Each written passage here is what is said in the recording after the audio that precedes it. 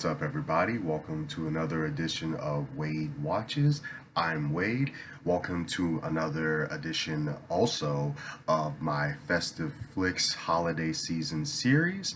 And I'm continuing right along with that series with probably the most well-known Thanksgiving movie of all time, it being, us having less than a week to go before Thanksgiving, Planes, Trains, and Automobiles, directed by John Hughes and starring Steve Martin and John Candy. And it's been years since I've seen this movie. I have seen it before watching it for this review, but it's been a while, a great big while. I want to say high school the last time I've seen this movie, so it's been some years, and I've just never rewatched it since. At that time, I kind of wrote it off as this like silly, over the top road trip movie and nothing more. But of course, like I said, we have about a week ago, to go before Thanksgiving Day, and I was like, what movies are actually about Thanksgiving that I can review, and the most well known is this movie, so I decided to give it another watch. And, having watched it again all these years later, my opinion on it has slightly changed. To me, watching it now, it's more than just this goofy road trip movie starring these two comedic icons just being this, little duo, playing against each other. Because again, previously that's all I thought it was. They're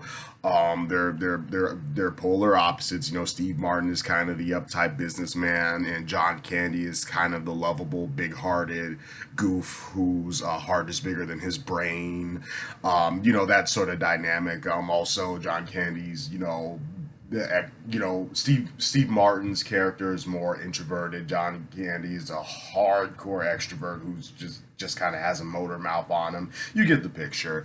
But it's more than that. There's more going on beneath the surface. So I am glad that I watched it again for this holiday season series. Originally, I wasn't going to because, again, my impression was, oh, this is just, a silly little movie, and I know a lot of people love it, but I could do without watching it. But I'm glad I decided to watch it again because, yeah, I mean, obviously it's predominantly a comedy. You got these two comedy powerhouses, Steve Martin and John Candy, paired together for an entire movie. So there's gonna be, some silliness.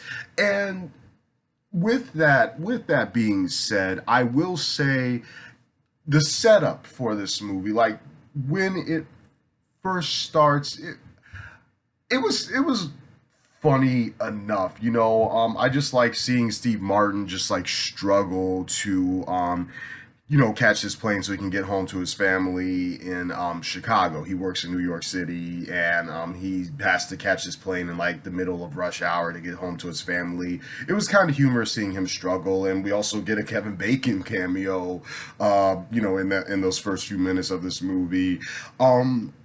When he first meets John Candy's character, and John Candy's like, hey, it's the holidays, everyone's trying to get home, the weather's terrible, so we're going to be stranded here. You want to pair up? I know somebody who owns this motel nearby, because they can't land in Chicago. Yeah, that's right, they can't land in Chicago, they have to land in Wichita. And John Candy they just so happen to sit next to each other on the plane. John Candy just so happens to know somebody who owns a motel in Wichita, and that just kind of kicks off this series of unfortunate events with the two of these guys trying to get from point A to point B. And when they first meet and when they first spend that night in the motel, I was like, is this going to be like the style of humor? Just as like these gross out gags. You got, you know, side gags involving, certain articles of clothing.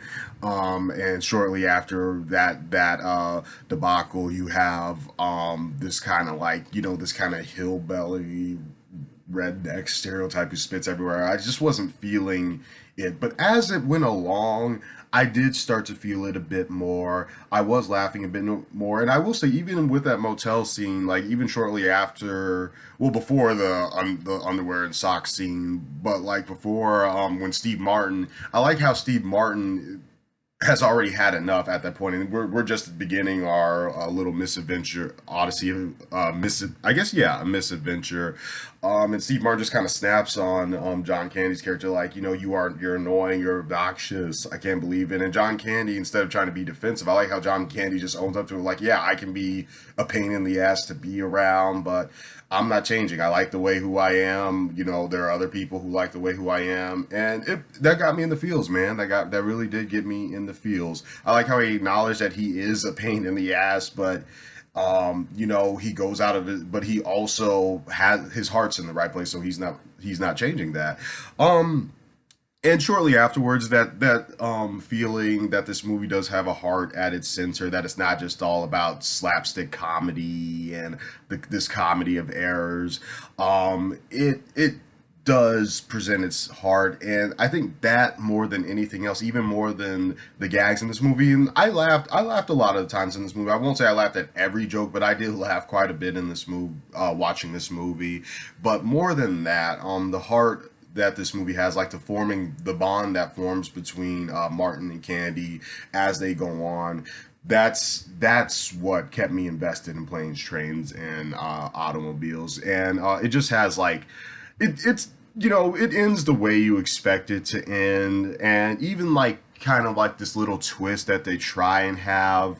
I was not at all surprised by it because it's kind of like foreshadowed, at another scene where they go back and forth. Like Steve Martin and John Candy have moments where they're like, we should work together. You are a decent person, but then something happens where they start arguing. They're a very chaotic duo in this movie. It honestly, this is a weird comparison to make, but it kind of reminded me of Walter White and Jesse Pinkman in Breaking Bad, but just a much, much, much more lighthearted and friendly version of that.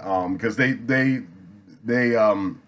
go back and forth throughout the movie with like their friendly relationship, and it foreshadows something that's revealed later on about Candy's character in a scene where Steve Martin's like, "I've had enough of you again. Like, you ruined my life. Like, basically fuck you." And then John Candy like says something to himself where it's like, "Oh, okay, I can see where this is going." Sure enough, it does, but it still got me in the feels. It was still executed very well, and it got serious. It got serious.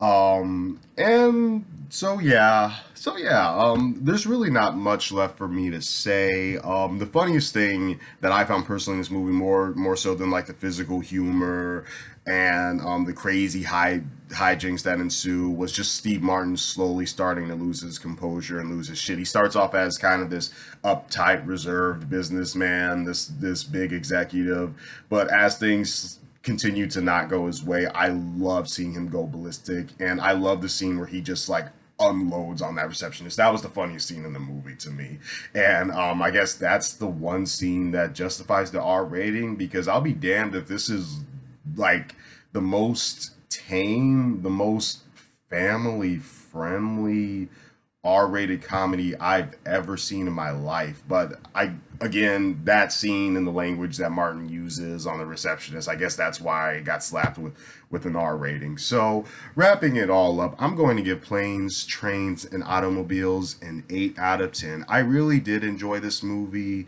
but I do have the feeling that I don't enjoy it as much as a lot of you out there, and that's always fine. Nothing wrong with that.